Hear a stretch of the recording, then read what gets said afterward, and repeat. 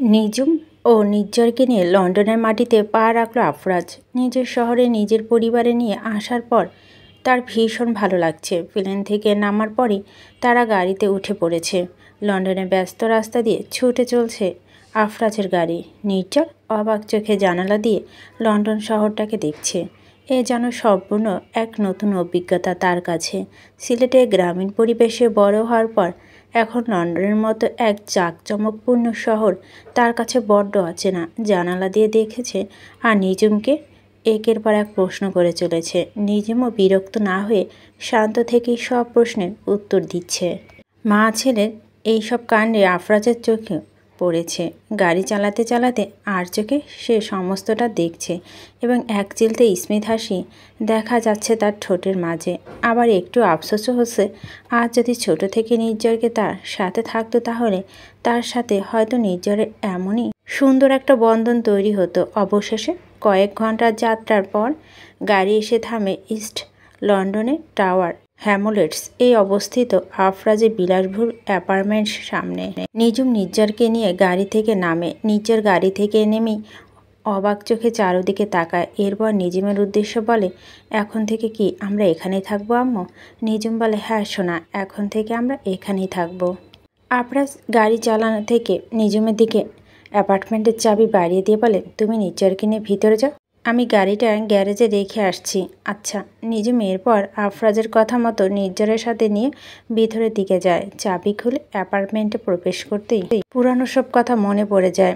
সে প্রথমবার যখন সে লন্ডনের শহরে পা রেখেছিল, এরপর আফরাজের সাথে কাটানো কিছু স্মৃতি, এসব ভেবেই নিজুম দীর্ঘ শ্বাস ফেলে।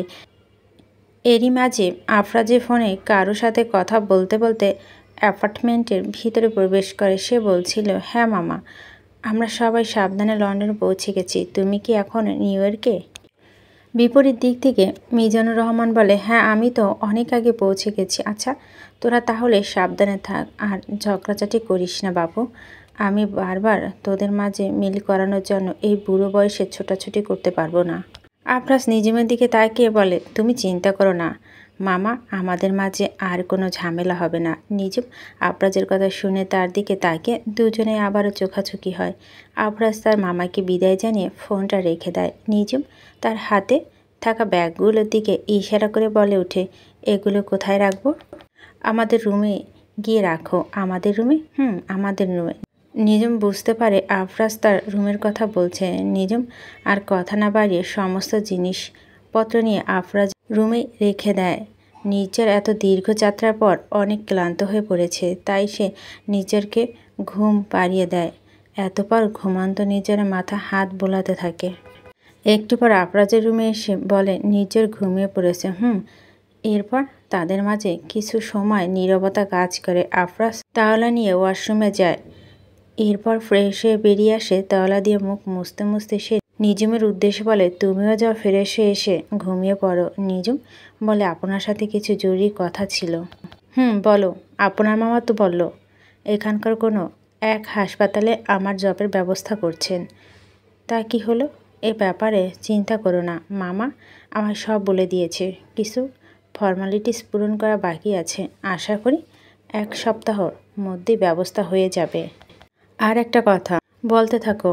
সিলেটে তো নির্ঝরকে দেখে রাখার জন্য চাচি ছিল, তাই আমি নিশ্চিন্তে ওকে বাসায় রেখে হাসপাতালে চলে যেতাম, কিন্তু এখানে তো আপনিও অফিসে যাবেন আর আমাকে হসপিটালে যেতে হবে। তাই আমার ভীষণ চিন্তা হচ্ছে যে নির্ঝরের খেয়াল কে রাখবে। এটা নিয়ে তোমার ভাবতে হবে না। আমি ভেবেছি নির্ঝরকে এখানে একটা স্কুলে ভর্তি করিয়ে দিব। এখানকার স্কুলগুলো ডে কেয়ার সিস্টেমে চালু আছে। সারাদিন বাচ্চারা স্যার ম্যাডামদের তত্ত্বাবধানে থাকে। কিন্তু নির্ঝর কি এই অচেনা পরিবেশে মানিয়ে নিতে পারবে? সন্তানের ভালো ভবিষ্যতের জন্য তো আর এর বিকল্প নেই। তবে নির্ঝরের যাতে কোনো অসুবিধা না হয় সে ব্যবস্থা আমি করব। ওর একটা বন্ধুর দরকার। তোমার ম্যাক্স আর এলিনার কথা মনে আছে নিজুম? হ্যাঁ, মনে থাকবে না কেন? ওরা তো আপনার কত ভালো বন্ধু। ওদের বিয়েতেও আমি ছিলাম। আফরাজ দীর্ঘ শ্বাস ফেলে বলে, ম্যাক্স আজ আর পৃথিবীতে নেই। নিজুম ভীষণ অবাক হয়ে কথাটা শোনে। আফরাজ বলতে থাকে, কয়েক বছর আগে একটা অ্যাক্সিডেন্টে ম্যাক্সের মৃত্যু হয়েছে। এলিনা এখন ওর ছেলে এলেক্সকে নিয়ে জীবন কাটাচ্ছে। অ্যালেক্সও আমাদের নির্জারের বয়সী, ও এখানকার একটা স্কুলে পড়ে। আমাদের নির্জারকে ওই স্কুলে ভর্তি করতে পারি, তাহলে তো ভালোই হয়। তুমি ফিরে এসে একটু ঘুমাও, আমি রাতের খাওয়ার ব্যবস্থা করছি। আমি না হয় রান্নাটা করে নিই।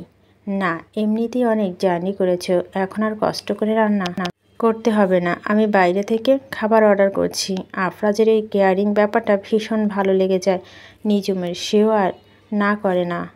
কিছুদিন পর নির্জারের সাথে নিয়ে আসে ইস্ট লন্ডনের স্বনামধন্য একটা স্কুল এসেছে নিজুম ও আফরাজ। উদ্দেশ্য তাকে এখানে ভর্তি করানো। এই কয়েকদিনে নিজুম ও আফরাজ নির্জারের স্বার্থে একে অপরের সাথে আপোষ করে নিয়েছে, তবে এখনও তাদের সম্পর্কটা খুব একটা স্বাভাবিক স্বামী স্ত্রীর মতো হয়নি, বরং তাদের সম্পর্ক অনেকটা নিজ বাবা মায়ের পর্যন্ত সীমাবদ্ধ, যেন তারা বিবাহিত দম্পতি হিসাবে না, কেবল সন্তানের পিতামাতা হিসেবে জীবনযাপন করছে। নির্জারকে নিয়ে স্কুলে আসলে স্কুলের প্রিন্সিপাল মিসেস টেরেসা তাদের সাথে সাক্ষাৎ করেন।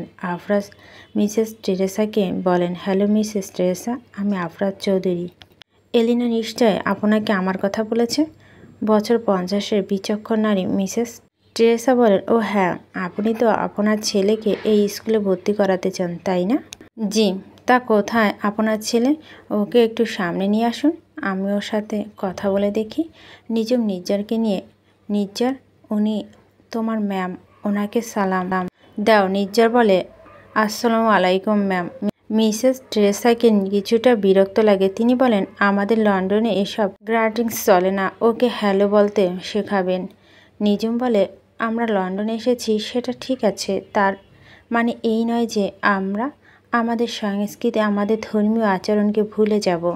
মিসেস টেরেসা বিরক্ত হন। তিনি ইংলিশে নির্জারকে কিছু প্রশ্ন করেন, কিন্তু নির্জার ইংলিশে তেমন একটা ভালো না বোঝায় ফ্যালফ্যাল করে তাকিয়ে থাকে। মিসেস টেরেসা বলে, ও কি ইংরেজি পারে না নাকি?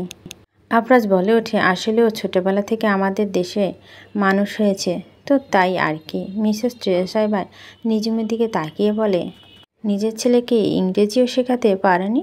ওকে এই স্কুলে ভর্তি করিয়ে কি করব? শুধু এই স্কুল কেন, লন্ডনে কোনো স্কুলই তো ওকে নেবে না। ও তো আমাদের পড়া বুঝতে পারবে না। আমি জানি কেমন মা এনারা, নিজেরাও ইংরেজি জানে না, নিজেদের বাচ্চাদেরও শেখায় না, আর দুনিয়ার থার্ড ক্লাস কান্ট্রি থেকে ইউকেতে এসে নিজেদের সন্তানকে ভালো স্কুলে পড়াতে চান। নিজুম ভীষণ অপমানিত বোধ করেন। সে কিছু বলতে যাবে, তার আগে আফরাজে বলে ওঠে, mind your language Mrs Teresa, আমার ওয়াইফ একজন ডক্টর, ওর যোগ্যতার ব্যাপারে আপনি কিছু জানেন না। ওর ব্যাপারে আর কিছু একটা খারাপ কথা আমি বরদাস্ত করব না।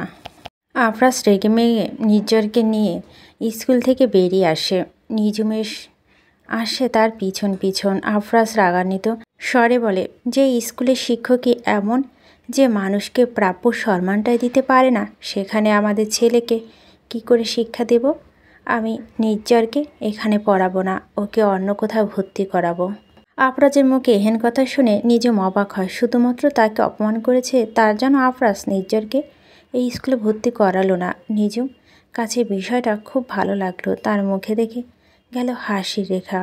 এরই মধ্যে আফরাজ গাড়িতে উঠে নিজুমকে বলো, চলো আরও কয়েকটা স্কুলে ঘুরে দেখি, যে স্কুলে মানুষের প্রাপ্য সম্মান দেওয়া হয় সেরকম কোনো স্কুলে আমাদের ছেলেকে আমরা ভর্তি করাবো। নিজুম মাথা নাড়িয়ে সহমত জানায়। নিজুমের অন্য একটি স্কুলে ভর্তি করিয়ে অ্যাপার্টমেন্টে ফিরে আসে নিজুম ও আফরাজ। অ্যাপার্টমেন্টে ফিরে এসে আফরাজ নিজুমকে বলে, আজকে লাঞ্চটা বাইরে গিয়ে করি, কি বলো? নিজুম বলে, আজ না হয় আমি কিছু একটা রান্না করি। আফরাজ কিছু একটা ভেবে বলে, সেটা ঠিক আছে, কিন্তু আগের মতো শুটকির কোনো আইটেম করো না প্লিজ, বলে আফরাজ হেসে ফেলে। নিজুমের মুখ কিছুটা গম্ভীর ছিল। আফরাজ হাসি থামিয়ে বলে, তুমি কি আমার কথা শুনে রাগ করলে নাকি? এবার নিজুমে হেসে ফেলে আর বলে, না, রাগ করিনি, অসুবিধে নেই, আমি আজ না হয় চিকেনের কোনো রেসিপি করব। নিজের চিকেন খেতে অনেক পছন্দ করে, তাই নাকি? বাহ, আমার ছেলে তো একদম আমার মতো হয়েছে, আমারও তো চিকেন অনেক পছন্দ। তাহলে তো ভালোই, আপনি যান নির্ঝরের সাথে একটু সময় কাটান, আমি চিকেন করে নিয়ে আসছি। আফরাজ নিঝুমের কথা শুনে নির্ঝরের পাশে তার রুমে গিয়ে বসে। বাপ ছেলে অনেকক্ষণ গল্পগুজব করে। নিজের আফরাজের কাছে লন্ডন শহরের ব্যাপারে অনেক কিছু শুনতে চায়। আফরাজও ধৈর্য সহকারে নির্ঝরের সাথে অনেক কিছু শেয়ার করে। একই সাথে তাদের ভালোভাবে ইংরেজি শেখানোর দায়িত্ব আফরাজ নিয়ে নেয়। যদিও নিজেও ইংরেজি জানে, তবে বাংলাদেশে বড় হয় নির্ঝরের তেমন একটা ইংরেজি শেখা হয়নি। বাংলাদেশে 5 বছরের বাচ্চারা কি এত ভালো ইংরেজি পারে নাকি? টুকটাক যা একটু বলে। ইংরেজি মিডিয়ামে স্টুডেন্ট হলে সেটা ভিন্ন কথা। তবে যেহেতু এখন নির্ঝরকে লন্ডনে থাকতে হবে, তাই তার ইংরেজি শেখা অত্যন্ত জরুরি। তাদের আলাপচারিতার মাঝে নিঝুম এসে বলে, লাঞ্চ তৈরি হয়ে গেছে। এতপর বাবা ছেলে মিলে চলে যায় ডাইনিং টেবিলে। নিঝুম তাকে খাবার পরিবেশন করে। আফরাজ নিঝুমের উদ্দেশ্য করে বলে, তুমি আমাদের সাথে বসে পড়ো, আমি তোমাকে খাবার পরিবেশন করে দিচ্ছি।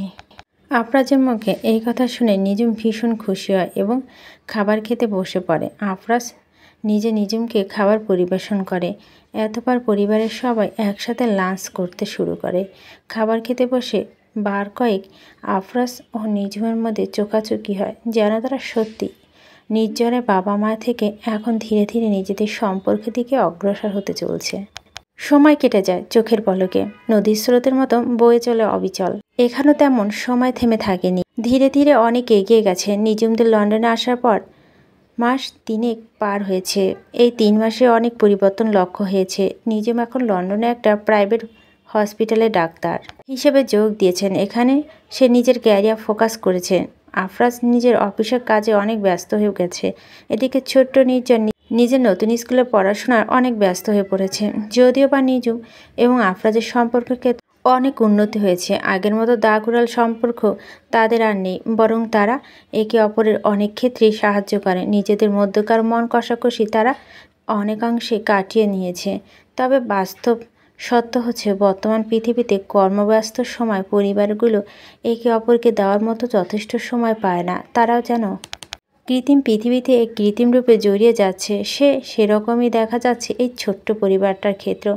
তাই তো তারা এখন একে অপরের সাথে সময় কাটানো তেমন সময় পায় না। তবে এর মধ্যে হঠাৎ করে নির্ঝরের স্কুলে গ্রীষ্মকালীন ভ্যাকেশন দেওয়া হলো। নির্ঝর তার নতুন বন্ধুদের কাছে শুনেছে তারা সবাই এই সময় নিজেদের পরিবারের সাথে কোথাও না কোথায় ঘুরতে যায়। এটা শুনে তার শিশু মনে প্রভাব পড়েছে। তাই তো আজ রাতে ডিনারের সময় খেতে বসে সে আফরাজ ও নিঝুমের উদ্দেশ্য বলল, আমরা সব বন্ধুরা সামার ভ্যাকেশনে কোথাও না কোথায় ঘুরতে যাচ্ছে, আমিও যেতে চাই। আফরাজ বলে, এটা তো অনেক ভালো কথা, ঘুরতে গেলে মনও ভালো হয়। আমিও ভাবছি আমাদের কোথায় ঘুরতে যাওয়া উচিত, তুমি কি বলো নিঝুম? নিঝুম বলে, প্রস্তাবটা মন্দ না, আমরা চাইলে কোথাও একটা ঘুরতে যেতে পারি। নির্ঝর তো এই স্কুল থেকে বাড়ি থেকে স্কুল, এই জীবনটা ভালো লাগছে না। আমিও প্রফেশনাল জীবনে অনেক ব্যস্ত হয়ে পড়েছি, এসব থেকে একটু মুক্তি দরকার। তাহলে এবার আমরা সামার ভ্যাকেশনে সবাই মিলে ঘুরতে যাব। আফরাজের প্রস্তাব শুনে নির্ঝর বলে ওঠে, ইয়াহো। নিঝুম বলে, বেশ, আমি হাসপাতালে কথা বলে দেখে ছুটি ম্যানেজ করা যায় কিনা, কিন্তু আমরা যাবোটা কোথায়? আফরাজ কিছুটা ভেবে বলে, কর্নওয়ালে। কর্নওয়ালের নাম শুনে নির্ঝর উত্তেজনা চিৎকার করে ওঠে, কর্নওয়াল? বাবা, ওখানে কি সমুদ্র আছে? আমার বন্ধুরা বলেছে ওখানে অনেক বড় বড় সমুদ্র তীর আছে। আফরাজ হেসে মাথা নাড়ায়, হ্যাঁ আছে। কর্নওয়াল খুবই সুন্দর জায়গা, সমুদ্র তীর, পাহাড় আর প্রাকৃতিক মনোরম দৃশ্য দেখতে গেলে এর চাইতে ভালো জায়গা আর নেই। নিঝুম বলে, কিন্তু কর্নওয়ালে তো অনেক দূর, আমরা কিভাবে যাব? ফ্লাইট নেব নাকি গাড়ি করে যাব? আফরাজ একটু ভেবে বলে, গাড়ি নিয়ে যাই, রোড ট্রিপস মজা আলাদা, পথে পথে ছোট ছোট শহর আর প্রকৃতির সৌন্দর্য দেখতে পারবো। নিঝুম মাথা নাড়ে, বেশ, তাহলে আপনার গাড়ির প্ল্যানটাই ঠিক।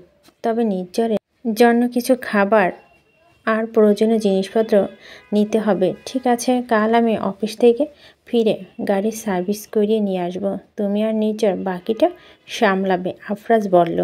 কিছুদিন পর সকাল থেকে ঘর জুড়ে এক অন্যরকম ব্যস্ততা। নিঝুম ছোট একটা লিস্ট করে দেয়, যেখানে ভ্রমণের জন্য প্রয়োজনীয় জিনিসপত্র তালিকা দেওয়া আছে। নির্ঝরও তার খেলার সামগ্রী আর প্রিয় বইগুলো ব্যাগে ভরতে ব্যস্ত। আফরাজ সকালে গাড়ি সার্ভিসিং করিয়ে বাড়ি ফিরে বলে, সবাই রেডি তো? আমাদের ঠিক সময় বের হতে হবে। নিজুম বলে, হ্যাঁ, আর মাত্র কয়েকটা জিনিস ব্যাগে ভরলেই আমি রেডি। বিকেলে নাগাদ তারা গাড়ি নিয়ে রওনা দিল। নিজের পিছনে ছিটে বসে জানালা দিয়ে বাইরের দৃশ্য দেখতে ব্যস্ত। নিজুম আর আফরাজ সামনে ছিটে বসে নিজেদের মধ্যে গল্প করতে থাকে। নিজেরাই ট্রিপ নিয়ে অনেক এক্সাইটেড ছিল। তার ভীষণ ভালো লাগছে নতুন একটা জায়গায় ঘুরতে যাবে এটা ভেবে। সে তার বাবা মাকে একটার পর একটা প্রশ্ন করেই যাচ্ছে, আর নিজুম ও আফরাজ ধৈর্য সহকারে সেসব প্রশ্নের উত্তর দিয়ে যাচ্ছেন। আফরাজ ও নিজুম তাদের ছেলে নির্জরকে নিয়ে অবশেষে এক দীর্ঘ যাত্রার শেষ উপস্থিত হলো কর্নওয়ালে। কর্নওয়ালের পথে পৌঁছানোর পর চারপাশের সৌন্দর্য যেন নিজুম, আফরাজ এবং নির্জরের ক্লান্তি দূর করে দেয়। সূর্য তখন ধীরে ধীরে দিগন্ত ঢলে পড়ছে, আর কর্নওয়ালের মনোরম প্রকৃতি যেন এক শিল্পীর তুলিতে আঁকা ছবির মতো। রাস্তার দুপাশে বিস্তীর্ণ সবুজ ঘাসের গালিচা, দূরে ছোট ছোট পাহাড়, আর মাঝে মাঝে দেখা যাচ্ছে পাহাড়ের প্রাচীন কুটির। গাড়ি থেকে নেমে নির্জর চিৎকার করে বলে ওঠে, ও আম্মু, এটা তো ছবির মতো সুন্দর। আমার কি আজকে এখানে থাকবো? নিজুম হেসে বলে, হ্যাঁ সোনা, এখানে। তবে প্রথমে আমাদের কটেজটাকে খুঁজে বের করতে হবে। আফরাজ গাড়ি ড্যাশবোর্ড থেকে একটি কাগজ বের করে বলে, কটেজের নাম সানফ্লাওয়ার রিট্রিট। এটাই আমাদের ঠিকানা। গুগল ম্যাপে দেখা যাক, এখান থেকে খুব বেশি দূরে নয়। গাড়ি আবার স্টার্ট দিল। নির্জর জানালার দিকে বাহিরের দৃশ্য দেখতে দেখতে গুনগুন করে গান গাইছে। কিছুক্ষণ পর তারা একটি শান্ত পাথুরে রাস্তার ধরে এগুতে শুরু করলো। রাস্তার পাশে গাছগুলো যেন হাত বাড়িয়ে তাদের স্বাগতম জানাচ্ছে। কিছুক্ষণের মধ্যেই তারা কটেজে পৌঁছে গেল। ছোট্ট কিন্তু অত্যন্ত সুন্দর একটি কটেজটি হলদে রঙের দেয়ালে ঘেরা। তার চারপাশে সূর্যমুখী গাছের সারি যেন এক নামকরণ আরও মানানসই করে তুলছে। নির্জর দ্রুত গাড়ি থেকে নেমে দৌড়ে ভিতরে ঢুকে গেল। নির্জর উত্তেজিত হয়ে খুশিতে লাফাতে লাফাতে বলল, বাবা ভিতরে চলো, দেখি কটেজের ভিতরটা কেমন। কটেজের রাস্তা খুলতে ভিতরে উষ্ণ পরিবেশ তাদের মন ভরিয়ে দিল। কাঠের মেঝে, উঁচু ছাদে নকশা করা কাঠের কাঠামো, আর এক কোণে বড় একটি ফায়ারপ্লেস দেখে নিজুম বলল, এটা তো একেবারে ছবির মতো জায়গা। আফরাজ লাগেজগুলো আনতে লাগলো, আর নির্জর ইতিমধ্যে ঘরের প্রতিটা কোণে ঘুরে দেখছে। সে ভীষণ আগ্রহ নিয়ে বলল, আমাদের রুমটা কোনটা আম্মু? নিজুম হাসি মুখে বলল, আমাদের রুম ওই জানালার পাশটা, সেখান থেকে সূর্যোদয় দেখা যাবে। নিজের দৌড়ে রুমে ঢুকে জানালার কাছে দাঁড়ালো। জানালা দিয়ে দূরের পাহাড় দেখা যাচ্ছিল, আর তার নিচে ছড়িয়ে আছে সবুজের চাদর। সে মুগ্ধ হয়ে চুপ করে দাঁড়িয়ে রইল। নিজুম আর আফরাজ ব্যাগ থেকে জিনিসপত্র বের করে রাখছিল। হঠাৎ আফরাজ বলল, নিজুম চল আজ একটু তাড়াতাড়ি ডিনার করে নিই, এত লম্বা জার্নির পর একটু বিশ্রাম দরকার। নিজুম সম্মতি জানিয়ে বলল, ঠিক আছে। মনে হয় একটা ক্যান্টিন আছে, সেখানে আমরা গিয়ে খেয়ে আসি, চলুন। রাতে তারা একসাথে ডিনার করলো। নির্জর তার ট্রিপ নিয়ে এতটাই উত্তেজিত ছিল যে একের পর এক গল্প বলতে লাগলো। তার চোখে মুখে আনন্দের ঝিলিক দেখে নিজুম আর আফরাজের মন ভরে গেল। ডিনারের পর সবাই একসাথে ফায়ারপ্লেসের সামনে বসে চা খেতে খেতে গল্প করলো। আফরাজ হঠাৎ বলল, আজ কিন্তু আমরা খুব ভোরে উঠব। এখানকার বিখ্যাত পাহাড়গুলো দেখতে যেতে হবে। নির্জর খুশিতে হাততালি দিয়ে বলল, আমি কাল সব থেকে আগে উঠব। আমার ঘড়িতে অ্যালার্ম সেট করে রাখব। রাত গভীর হলে সবাই রুমে চলে আসলো। জানালার বাইরে তখন চাঁদের আলো চারপাশ স্নান করছে। নির্জর তার বিছানায় শুয়ে জানালার বাইরে তাকিয়ে মুক্ত চোখে বলল, এই জায়গাটা যেন স্বপ্নের মতো। পরের দিন ভোরে তারা সবাই উঠে তৈরি হয়ে নিল। সূর্যের প্রথম আলো যখন চারপাশে ছড়িয়ে পড়ল, তারা গাড়ি করে পাহাড়ের দিকে রওনা দিল। কর্নওয়ালের পাহাড়গুলো এতটা বিশাল এবং মনোমুগ্ধকর যে একবার দেখলে যেন চোখ ফেরানো যায় না। নির্জর আনন্দে লাফাতে লাফাতে বলল, এটা সত্যি অসাধারণ। আমরা কি এখানে আরও একটু সময় ধরে থাকতে পারি? আফরাজ বলল, অবশ্যই, তবে আমাদের সব জায়গা ঘুরতে হবে। তারা সকালের নাস্তা সেরে বিভিন্ন স্পটে ছবি তুলো, প্রকৃতির সৌন্দর্য উপভোগ করল। সারাদিন তারা এভাবে ঘুরে বেড়ালো। দিনের শেষে যখন তারা কটেজে ফিরে এলো, তখন তাদের চোখ মুখে তৃপ্তি সাফ স্পষ্ট। নিজুম বলল, এই জায়গাটা আমাদের মন আর শরীর দুটো সতেজ করে দিল। আফরাজ হাসি মুখে বলল, আসলে এই ছুটিটা আমাদের সবারই আরও কাছাকাছি নিয়ে এসেছে। এটা তো জীবনের আসল সৌন্দর্য।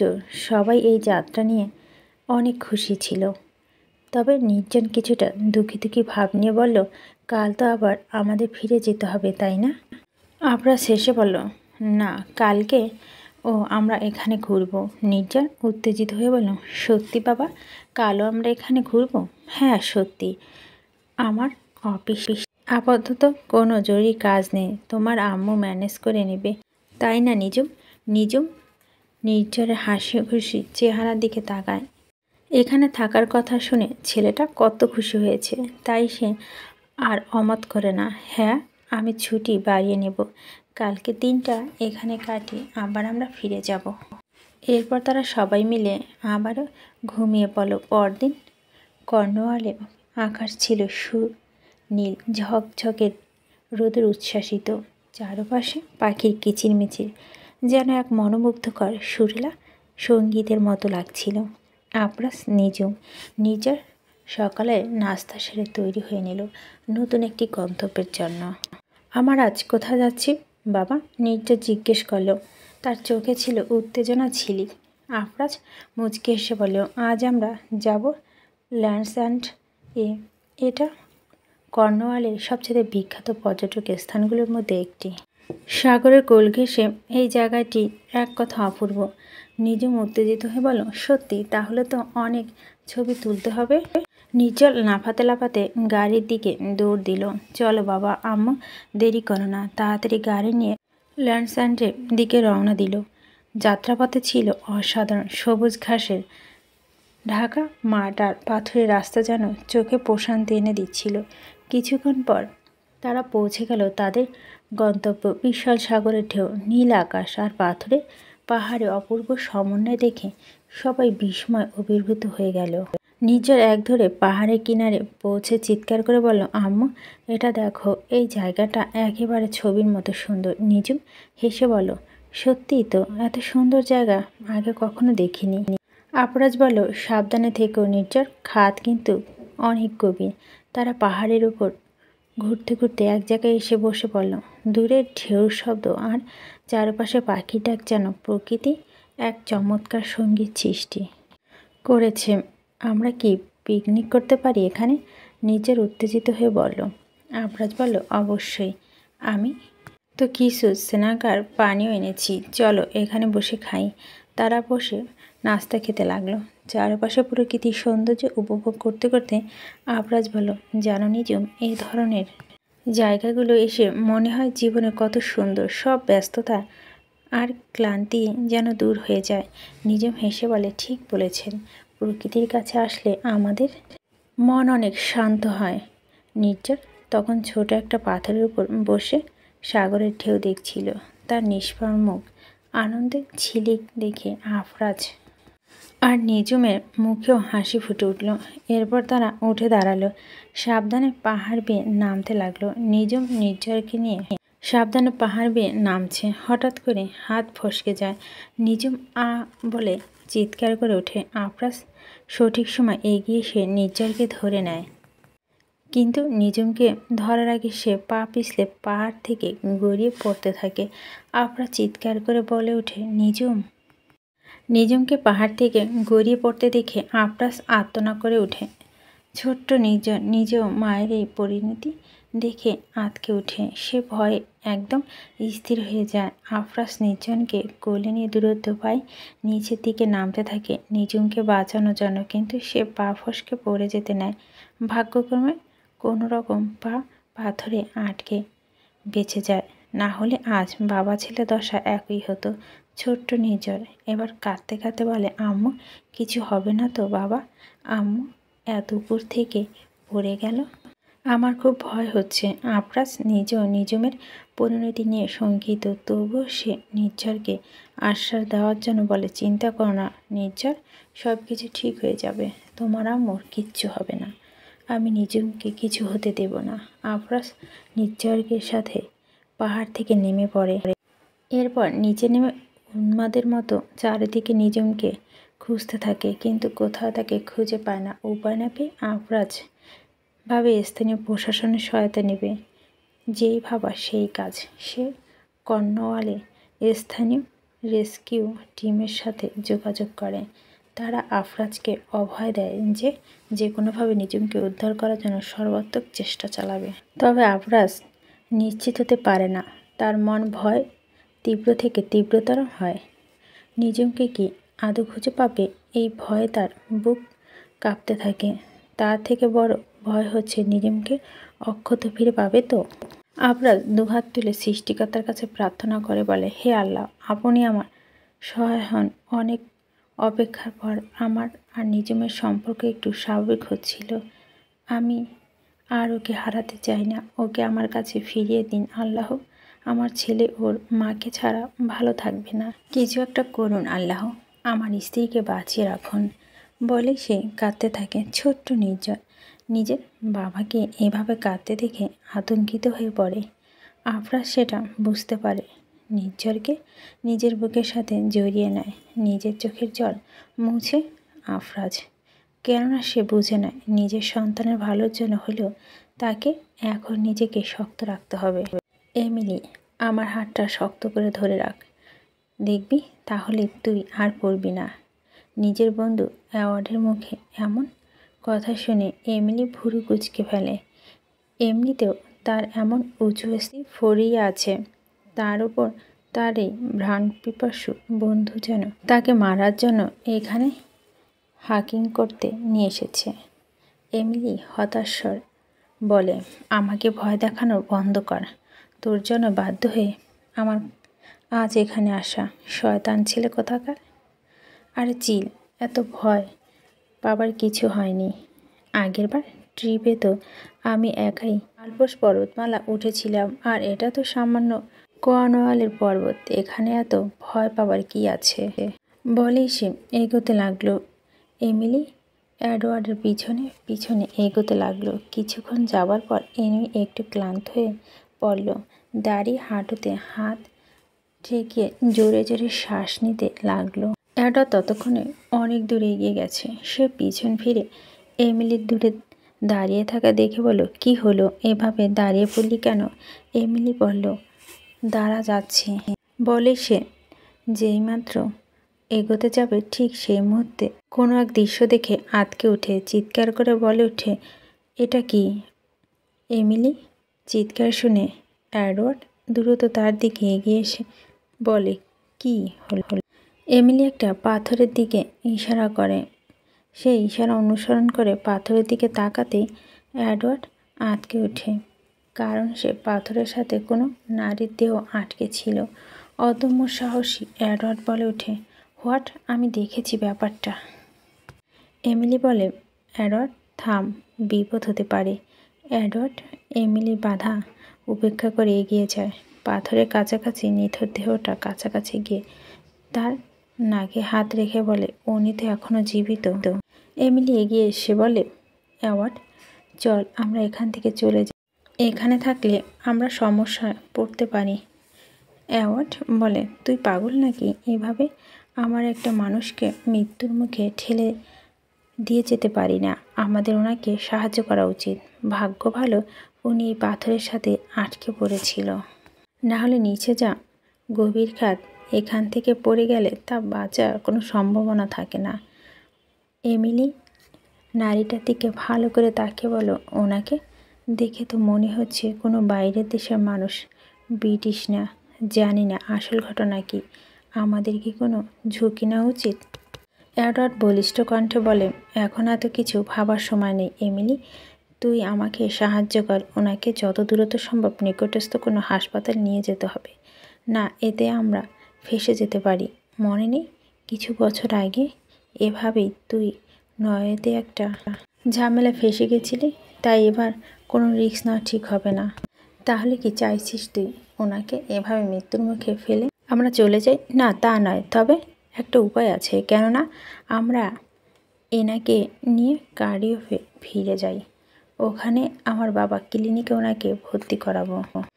তুই কি পাগল? ওনার চিকিৎসা প্রয়োজন। এখান থেকে কার্ডিফে যেতে প্রায় 4 ঘন্টা সময় লাগবে। এত সময় কি আমাদের হাতে আছে? তুই ভুলে যাচ্ছিস এডওয়ার্ড, আমি একজন মেডিকেল স্টুডেন্ট, আমি বিষয়টা সামলে নেব, আমার উপর একটু ভরসা রাখ। এমনিতে তো বিরুদ্ধে ইতিমধ্যে মাদক মামলা চলছে, এখন আবার এখানে নতুন করে কোনো বিপদ ফাঁসলে সেটা ভালো হবে না। এডওয়ার্ড একটু চিন্তা ভাবনা করে দেখলো এমিলি ভুল কিছু বলছে না, তাই সে সহমত জানিয়েছে। বলে বেশ ভালো তাহলে। এরপর এডওয়ার্ড ও এমিলি মিলে নারীটিকে নিয়ে নিজেদের সাথে যেতে থাকে। পাহাড়ের খুব কাছে তাদের গাড়ি পার্ক করা ছিল, সেটাতে করে তারা রওনা দেয় ওয়েলনেস প্রধান সড়ক কার্ডিওফের দিকে। এমিলির কাছে কিছু প্রয়োজনীয় চিকিৎসার সরঞ্জাম ছিল, সেসব দিয়েই আহত নারীটি প্রাথমিক চিকিৎসা শুরু করেন এবং মনে মনে সৃষ্টিকর্তা ডাকতে ডাকতে বলে, গড সব কিছু ঠিক করে দাও। আফরাজ হতাশ হয়ে বসে আছে কর্নওয়ার্ডে পুলিশ স্টেশনের কাছে। এলা খবর পেয়ে ইতিমধ্যেই ছুটে এসেছে। সে বর্তমানে নিজেকে সামলাচ্ছে। এর মধ্যে একজন পুলিশ অফিসার তদন্ত করে থানার প্রবেশ করে। তাকে দেখা মাত্রই আফরাজ ছুটে গিয়ে বলে, কি হলো অফিসার, আমার স্ত্রীর কোনো খবর মিলল? অফিসার হতাশ স্বরে বলে উঠে, রেস্কিউ টিম এখনও তাদের কাজ করে যাচ্ছে। আমরা নিকটবর্তী সমস্ত হাসপাতাল খোঁজ নিয়েছি, কোথাও আপনার স্ত্রীর কোনো খোঁজ পাওয়া যায়নি। চিন্তার কারণ নেই, আমরা আশাবাদী যে খুব শীঘ্রই ওনাকে খুঁজে পাবো। তবে একটা কথা, কি খাটটা কিন্তু অনেক উঁচু ছিল, এত উঁচু থেকে পড়ার পর বাঁচার আশা একেবারেই কম, যদি না মাঝখানে কোনো পাথর যদি ওনাকে আটকেতে পারে। আফরাজ বিস্ফোরিত কণ্ঠে বলে উঠে, কি বলছেন কি? আমরা আমাদের চেষ্টা চালাচ্ছি, দেখা যাক কি করতে পারি। আফরাজ হতগম্ভীর হয়ে বসে পরে নিজুমের চেহারাটা ভেসে ওঠে তার সামনে। সে ডুকরে কেঁদে ওঠে, বিড়বিড় করে বলে, এটা হতে পারে না, তুমি আমাকে ছেড়ে যেতে পারো না নিজুম, তোমাকে আমার কাছে ফিরতেই হবে। নিজুমের জ্ঞান ফিরতেই সে নিজেকে হাসপাতালে কক্ষে আবিষ্কার করে। কোনো রকম উঠতে বসতে মাথা তীব্র ব্যথা অনুভব করে। বলে এমন সময় একজন ডাক্তার ছুটে এসে বলে, আপনি বিশ্রাম নিন, আপনার মাথায় ভীষণ আঘাত লেগেছে। নিজুম প্রশ্ন করে, আমি কোথায় ডাক্তার? আপনি এখন কার্ডিফে একটা হাসপাতালে আছে। নিজুম কিছু একটা মনে করে বলে, কিন্তু আমি তো কর্নওয়ালে ছিলাম এবং সেখানে একটা পাহাড় থেকে পড়ে যাই। আর নিজুম নিজের মাথা হাত দেয়, ভীষণ ব্যথা অনুভব করছে সে। ডাক্তার বলেন, দুজন পর্যটক আপনাকে উদ্ধার করে এখানে নিয়ে এসেছে, ভাগ্য ভালো খুব একটা দেরি হয়নি, তাই আমরা আপনাকে বাঁচাতে পেরেছি। নিজুম বলে, আমি আমার পরিবারের সাথে যোগাযোগ করতে চাই। হ্যাঁ অবশ্যই, আপনার পরিবারে কারো নাম্বার দিন, আমার যোগাযোগ করছি। নিজুম ডাক্তারকে আফরাজের নাম্বার দিয়ে দেয়। ডাক্তার এরপর আফরাজের সাথে যোগাযোগ করেন। আফরাজ একদম ভেঙে পড়ছিল, কিন্তু নিজুম সুস্থ অবস্থায় কার্ডিফে আছে জানতে পেরে সে ভীষণ খুশি হন। ক্রন্দনরত নিজের উদ্দেশ্যে বলে, তোমার আম্মু কার্ডিফে আছে নিজের, তুমি একদম চিন্তা করো না, আমরা গিয়ে তোমার আম্মুকে ফিরিয়ে আনি, চলো। নিজের ভীষণ খুশি হয়। বিগত একটা দিন নিজুমের কোনো খোঁজ না পেয়ে দু বাপ ছেলে একদম ভেঙে পড়েছিল, এখন যেন তারা একটু আসার সুযোগ পেল নতুন জীবনে।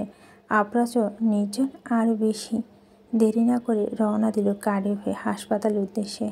আফরাজ ও নির্জন হাসপাতালের পিছনে নিজুমের ক্যাবিনের দিকে ছুটে যায়। নির্জন তো নিজুমের একদম কাছে গিয়ে কাঁদো কাঁদো স্বরে বলে, তুমি ঠিক আছো তো আম্মু?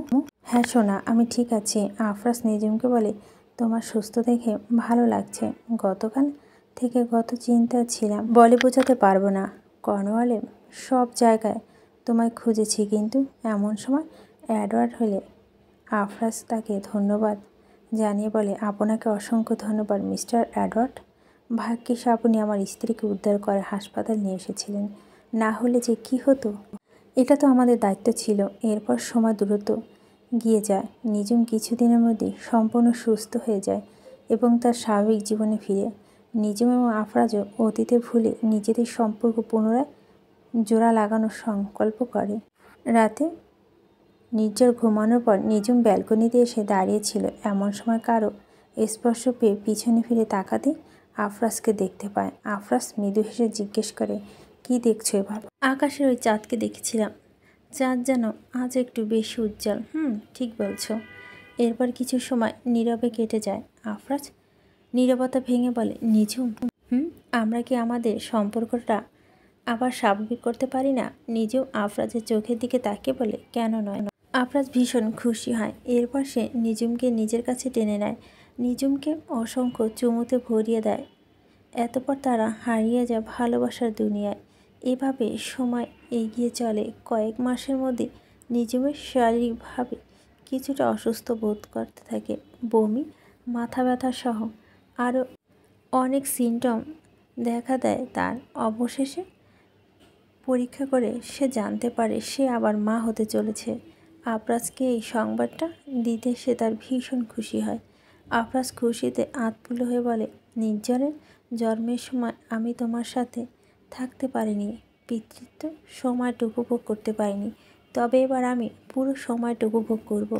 আফরাজ সেজন্যই নিজুমের অনেক বেশি খেয়াল রাখতে শুরু করে। কিভাবে যেন চোখের পলকে 9 মাস পেরিয়ে যায়। নিজুম একটা মেয়ে সন্তান জন্ম দেয়।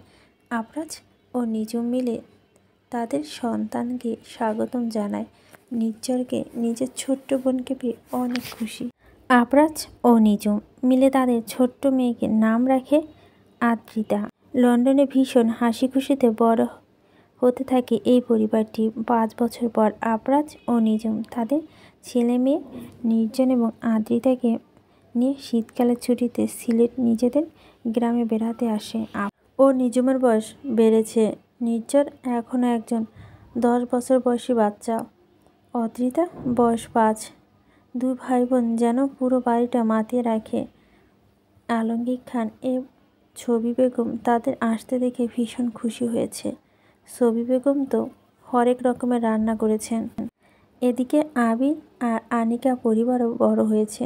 তাদের ঘরে আলো করে এসেছে 2 কন্যা সন্তান। 5 বছরী আফিফা, যে অদ্রিতার সমবয়সী, ভীষণ শান্তশিষ্ট একটা বাচ্চা। অন্যদিকে 3 বছর বয়সী আরিশা। ছোট্ট হলো দারুণ চঞ্চল এই বাচ্চাটি। নিজুম তাদের দুজনের সাথে অদ্রিতা এবং নির্ঝরের পরিচয় করিয়ে দেন। নির্ঝর ছোটবেলা সিলেটে বড় হয়, খুব সহজে এখানকার পরিবেশ সাথে মানিয়ে নেয়। কিন্তু ছোটবেলা থেকে লন্ডনে বেড়ে ওঠা অদ্রিতার কাছে মোটেও সিলেট পরিবেশ ভালো লাগে না। সে বারবার করে তার মা নিজুমকে বলছিল, আম্মা, আমার এখন আবার লন্ডনে ফিরে যাই। আমার এখানে একদম ভালো লাগছে না। তুমি পাপাকে বলো না আমি তাড়াতাড়ি ফিরতে চাই। আমার সব ফ্রেন্ডরা প্যারিস, রোম ঘুরতে গিয়েছে, আর তোমরা আমায় কোথায় নিয়ে এলে? নিজুম অদ্রিতা বুঝিয়ে বলে, এটা তো আমাদের নিজের দেশ, আমাদের নিজের দেশকে ভুলে যাওয়া উচিত না। অদ্রিতা আর কিছু বলে না। এদিকে নির্জন আফিফার সাথে টুকটাক কথা বলছে, কিন্তু আফিফা একদম শান্ত একটা বাচ্চা, খুব একটা কথা বলে না। নির্জন আফিফার গাল টেনে বলে, তুমি অনেক কিউট একটা বাচ্চা। আফিফা ফ্যাল ফ্যাল করে তাকিয়ে থাকে। নিজের পকেট থেকে একটা চকলেট বের করে আফিফার হাতে দিয়ে বলে, এই নাও, এটা খাও। এমন সময় কোথা থেকে যেন আরিশা ছুটে এসে বলে, আমাল, চকলেট দাও।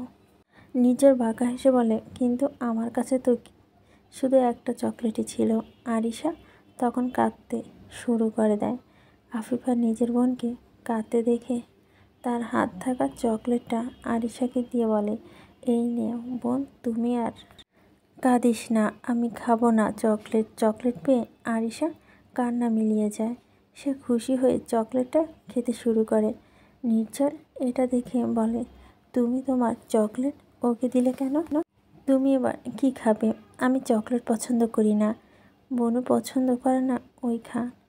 মিথ্যা বলছো কেন আফিফা? আমি তো কাকির কাছে শুনলাম তুমি চকলেট পছন্দ করো। আফিফা আর কিছু বলতে পারে না, নিজের হেসে বলে, এভাবে কি নিজের পছন্দের সব জিনিস নিজের বোনের হাতে তুলে দাও নাকি? একসময় না আবার এর জন্য পস্তাতে হয়। আফিফা কিছু বুঝতে না পেরে ফ্যাল ফ্যাল করে তাকায়। দূর থেকে নিজুম আফরাজ তাদের সন্তানদের ব্যস্ত থেকে খুশি হয়। নিজুম বলে, সব কিছু কতটা সুন্দর লাগছে তাই না? আফরাজ বলে, একদম।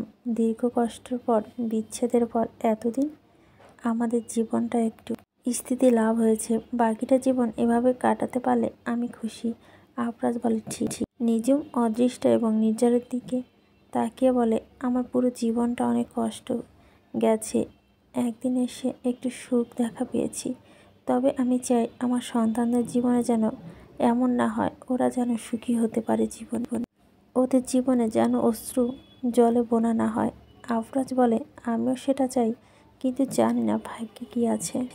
আশা করি ভাগ্য ভালো কিছু আছে। আফরাজ নিজুমের জড়িয়ে ধরে বলে, তাই যেন হয়, আমাদের সন্তানরা সুখী হোক এই প্রত্যাশা করি।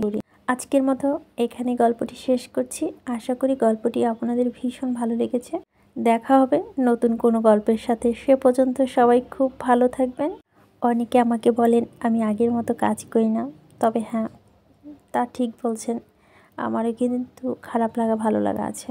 আমি কাজ করলে যদি সেটার প্রাপ্যটুকু না পাই, তখন কিন্তু কাজ করতে ভালো লাগে না। আমি আপনাদের কাছে সেরকম কিছু চাইনি, শুধু লাইক, শেয়ার, কমেন্ট, এটা করলেই যথেষ্ট আমার জন্য।